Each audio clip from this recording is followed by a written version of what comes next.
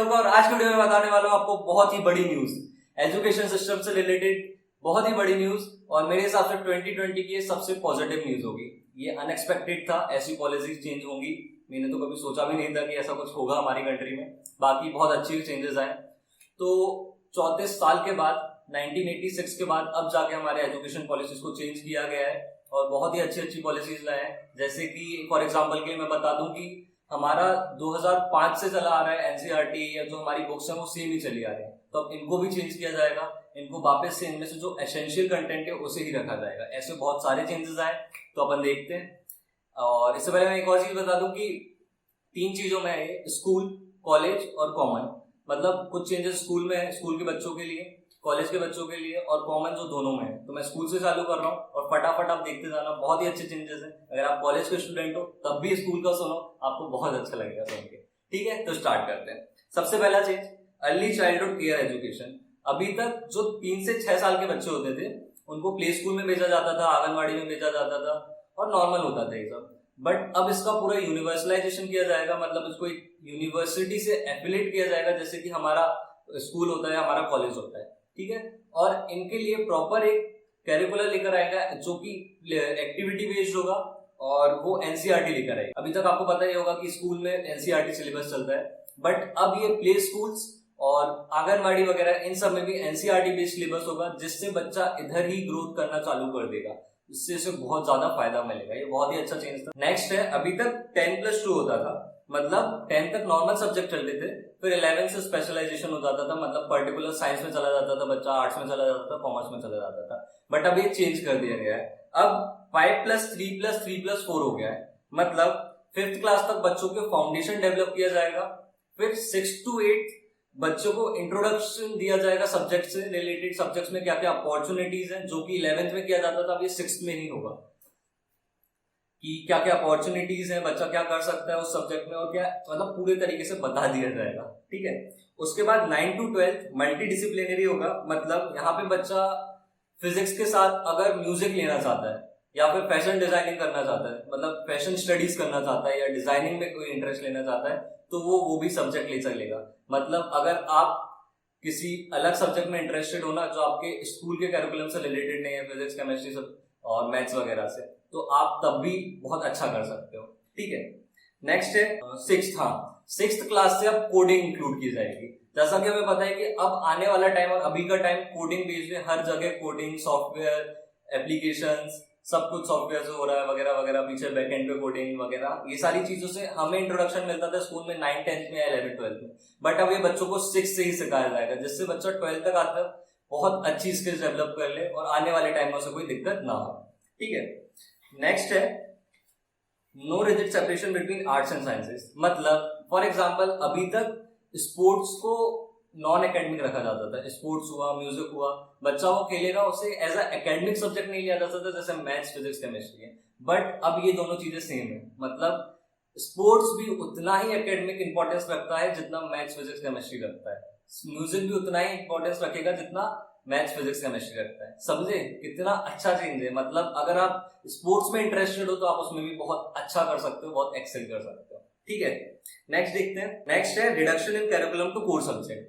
मतलब अभी तक हमारा 2005 से 15 साल से सेम ही सिलेबस चला आ रहा है, सेम ही बुक्स चली आ रही है, कोई चेंजेस नहीं है। हम भी सोचते थे यार यही चला आ रहा है, हमारे भाई की बहन की बुक सब हमें ही है, तो ऐसा नहीं है।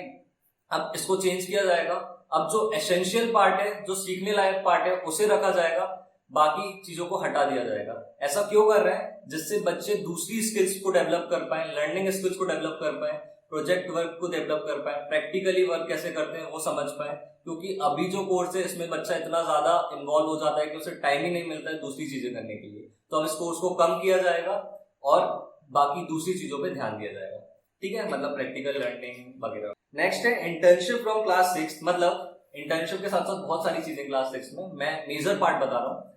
6th में अगर बच्चा 6th में आ जाता है, उसके बाद उसे जो लोकल ट्रेडर्स होते हैं जैसे इलेक्ट्रीशियन हुआ, कारपेंटर हुआ, इनके पास 10 दिन के लिए भेजा जाएगा। उसको उनके साथ सीखने को मिलेगा कि लोग काम कैसे करते हैं, और इससे क्या होगा, इससे उसे पता चलेगा कि लोकल बिजनेस कैसे चलता है, लोकल ट्रेडर्स कैसे काम करते हैं। और ये बहुत ही अच्छा स्टेप है। एटलीस्ट हमें ये तो पता चलेगा कि प्रैक्टिकली काम कैसे होता है। अभी तक हम 6th 8th 9th 10th तक से बुकिश होती कि पढ़ते जा रहे हैं और कुछ नहीं करते रहे, मतलब एग्जाम दे रहे हैं, पढ़ते जा रहे हैं, पास हो रहे हैं, एग्जाम दे रहे हैं, ऐसा नहीं। अब प्रैक्टिकली बच्चा सीखेगा कि कैसे काम होता है। बाजार में अगर इलेक्ट्रीशियन है, कारपेंटर है, लॉन्ड्री वाला है, तो ये कैसे काम करता है। तो ये बहुत ही अच्छा स्टेप है। नेक्स्ट है बोर्ड एग्जाम। ये तो बहुत शानदार है।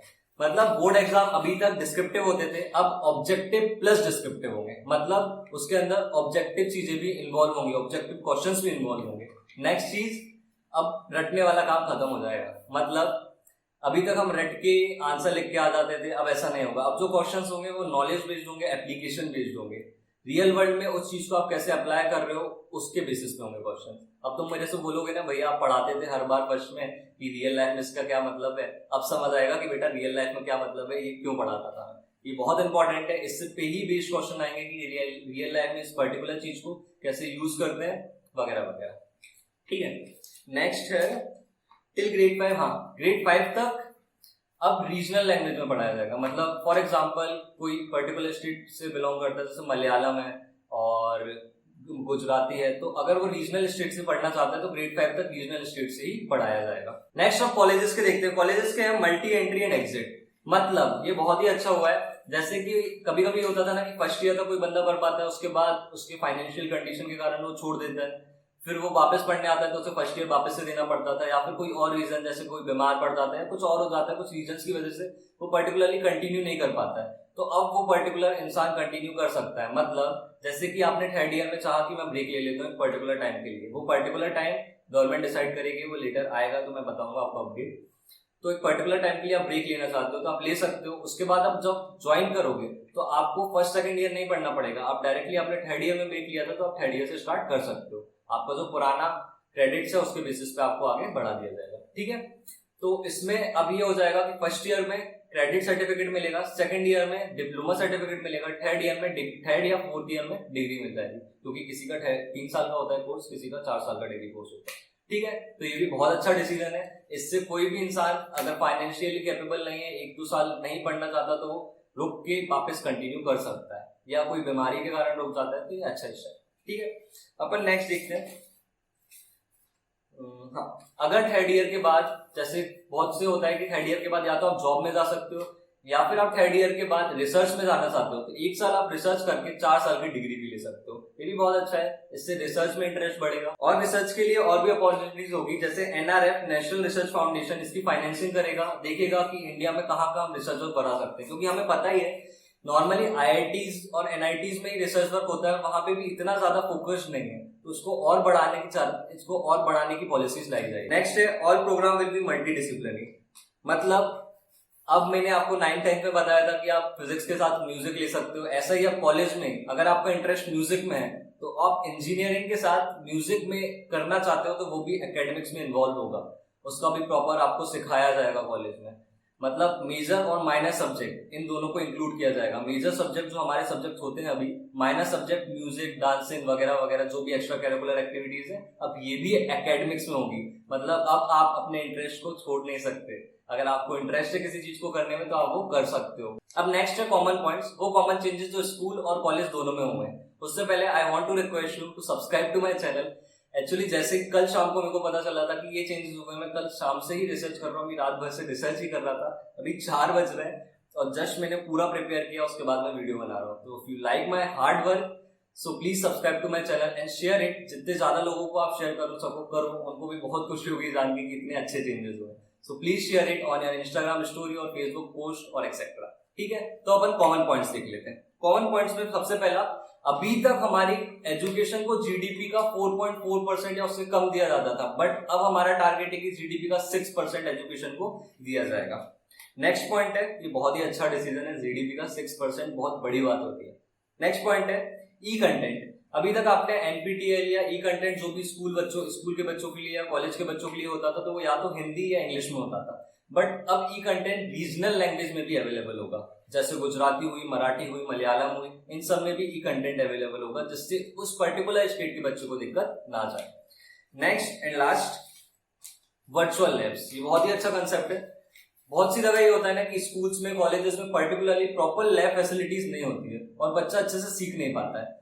तो वर्चुअल लैब एक बहुत ही अच्छा कॉन्सेप्ट है जो आईआईटी मद्रास पे वर्क कर रहा है और अभी धीरे धीरे बहुत से आईआईटीज पे काम कर रहे हैं।